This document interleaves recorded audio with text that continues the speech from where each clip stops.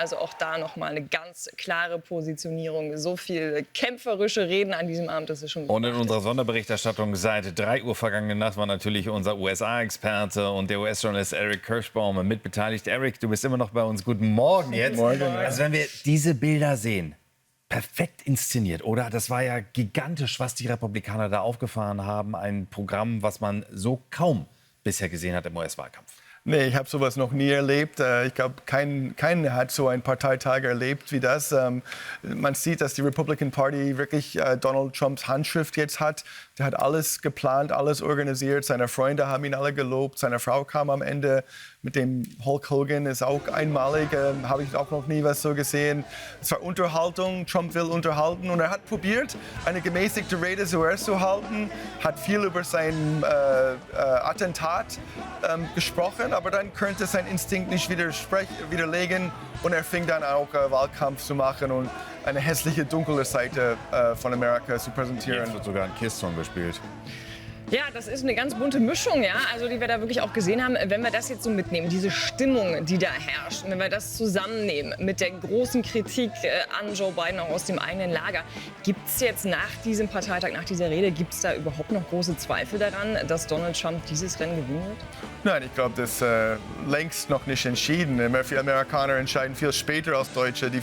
Viele Amerikaner werden erst im Oktober oder November sogar entscheiden. Und die Demokraten haben ihre Chance in 2 Wochen in Chicago. Es passiert viel bei den Demokraten momentan. Es kann sein, dass die Demokraten einen neuen Kandidat haben werden. Und das wird auch in den Schlagzeilen bleiben. Das ist das Wichtigste.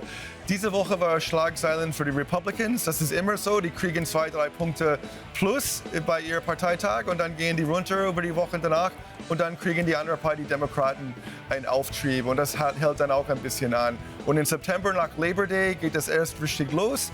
Und deswegen, wenn jemand sagt, der weiß, wer gewonnen hat, das stimmt nicht. Es ist eine gute Woche für Trump gewesen, eine gute Lauf hat er momentan.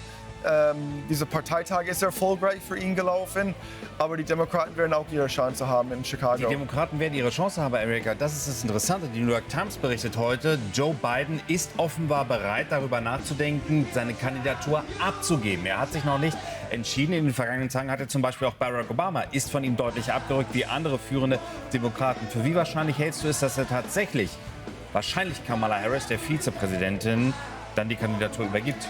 Ich weiß nicht, ob es Kamala Harris ist, aber ich glaube schon, dass Biden in den nächsten Tagen wird wahrscheinlich seine Gesundheit als Grund oder irgendwelche Grund, sein Alter, das abgeben und sagt, okay, ich werde dann doch nicht kandidieren, weil Biden weiß, die Situation ist prekär.